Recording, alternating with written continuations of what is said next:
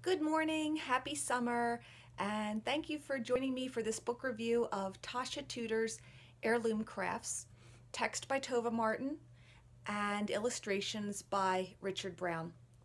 Tasha Tudor, before she died, was mostly a children's book author and illustrator, and she was very eccentric. She loved the 1800s. She believed that she was supposed to have lived in the 1830s, and she always said she was going to be reincarnated back into the 1830s when she died. And I guess to get a head start on it, she used to live like she was in the 1830s. She wore old-timey dresses, some vintage, some that she made that were reproductions. She used old-fashioned implements in her cooking. She lived on a farm. And I found out about her from Victoria magazine many years ago. They had done an article about her and I was just fascinated, and at the bookstore they had this book, which I then bought.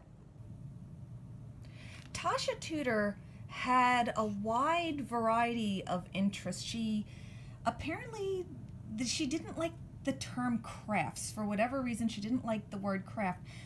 But she had a lot of interests, a lot of things she did on her own. She did basketry, woodworking, pottery. She had a beautiful, extensive garden. In fact, she had a whole book, Tasha Tudor's Garden. She was a collector. She collected beautiful old china. She was very much into dolls and clothing.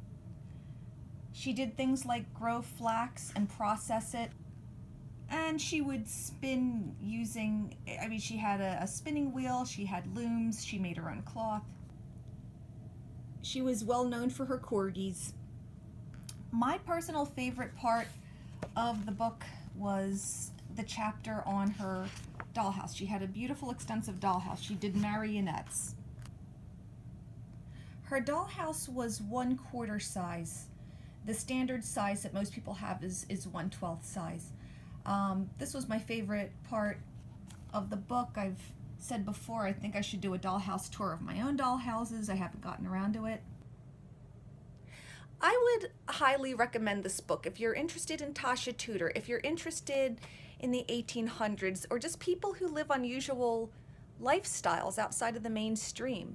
It's very well written. I will say that the author, Tova Martin, she's quite a fangirl, and I don't think that Tasha Tudor ever meant for it to be this way, but if you're familiar with the term Mary Sue, in literature that means a totally perfect character who never does anything wrong and is just the most perfect person ever.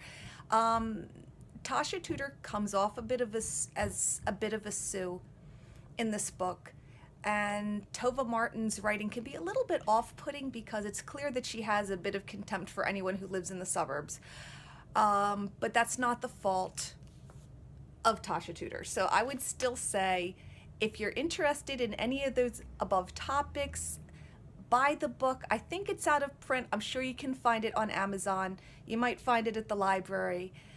But I just wanted to share this book with you on this beautiful first day of summer. And thank you for joining, and have a nice day.